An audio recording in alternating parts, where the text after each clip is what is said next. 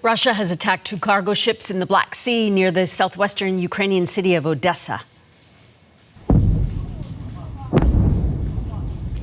You can see one of those ships out there is on fire. It was hit by a drone. Russia's defense ministry says the vessels were carrying military goods. Ukraine says a ship loaded with wheat was hit in Odesa and that it was sailing under the Guinea-Bissau flag.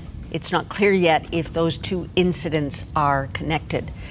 For more on this situation in Ukraine, we've reached retired Major General Scott Clancy in Ottawa. He's a former director of operations for NORAD. Thank you for making the time this morning, Scott.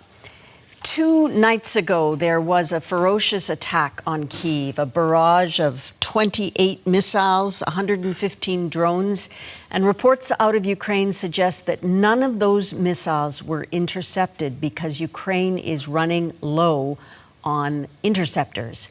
How dire is the situation for that munition in that country?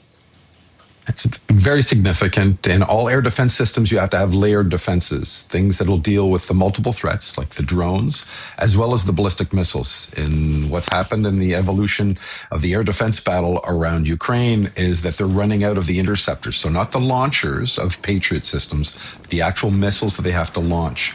So none of those ballistic missiles are intercepted, and Russia is picking up on this. And that's why they've almost increased by 83% or almost doubled the amount of ballistic missiles they're using amongst their attacks, because they know they can get after the high-value targets inside of Ukraine. President Zelensky is making his strongest pitch yet. He said that only 1/3 of what was delivered last year on these interceptors has been delivered this year.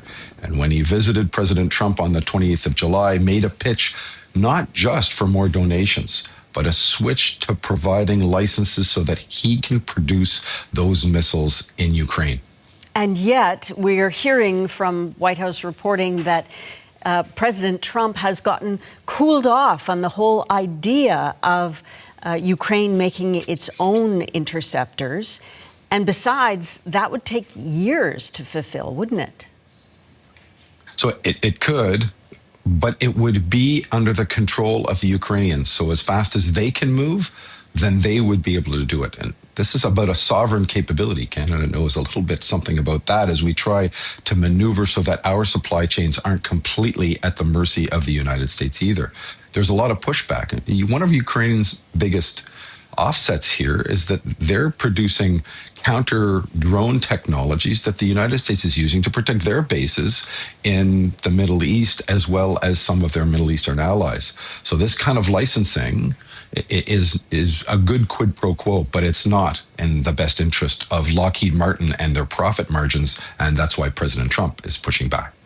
Yes, and it also appears that, of course, the response from the U.S. on missiles and on interceptors in Ukraine is very inconsistent. And we're looking at a summer where you say Russia is recognizing this gap. So what is Ukraine to do in the short term?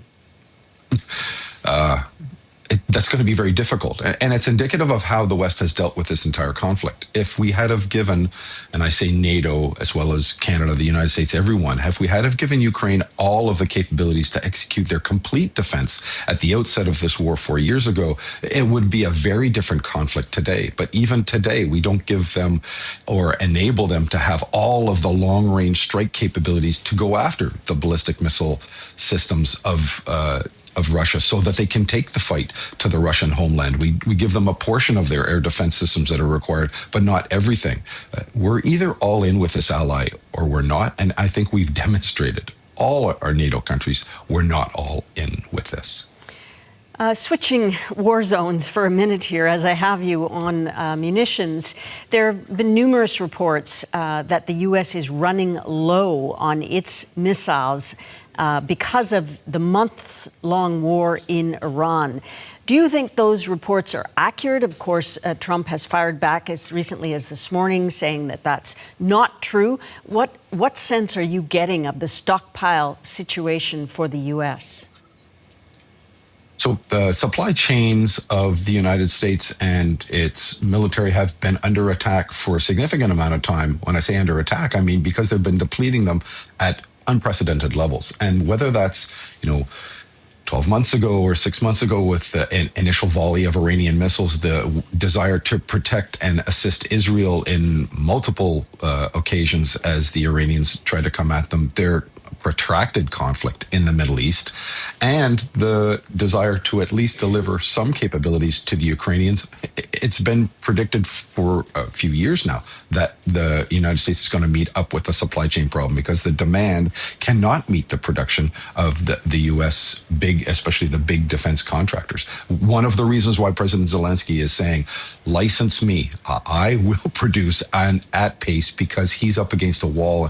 His wall is an existential wall for his country. You're just dealing with profit margins and things like this. And it appears from reporting that Russia is getting a supply chain ally in North Korea and China. So what are we seeing going into the fall and winter concerning the munitions capability in Ukraine to fight back? So what I say about the advent of the North Koreans and the Chinese and their support to this conflict is it makes Russia's war of attrition in Ukraine actually a winning strategy. And what we would have thought of before is, you're never going to win an attritionist war. With those supply chains at play, you can. North Korea is going to be delivering a big portion of a missile battalion into the Russian periphery around one of the Russian missile brigades of KN-23 and 24 missiles. Those ballistic missiles will have present Ukraine with the same problems that the missiles the other evening presented. More ballistic missiles that they can't defend against. This will make Ukrainian high-value targets, like, as we go especially into the winter months, their power grids very vulnerable to Russian attack. And once those high-value targets start to fall because they can't defend them, this makes the defense of Ukraine more and more complex and or difficult. President Zelensky said it very clearly, any delay directly equals civilian casualties. But I think it's even more than that. These will equal Russian advances on that battlefield. Very dire situation. Thank you so much for your comments this morning. You have a wonderful day. Retired Major General Scott Clancy is a former Director of Operations for NORAD.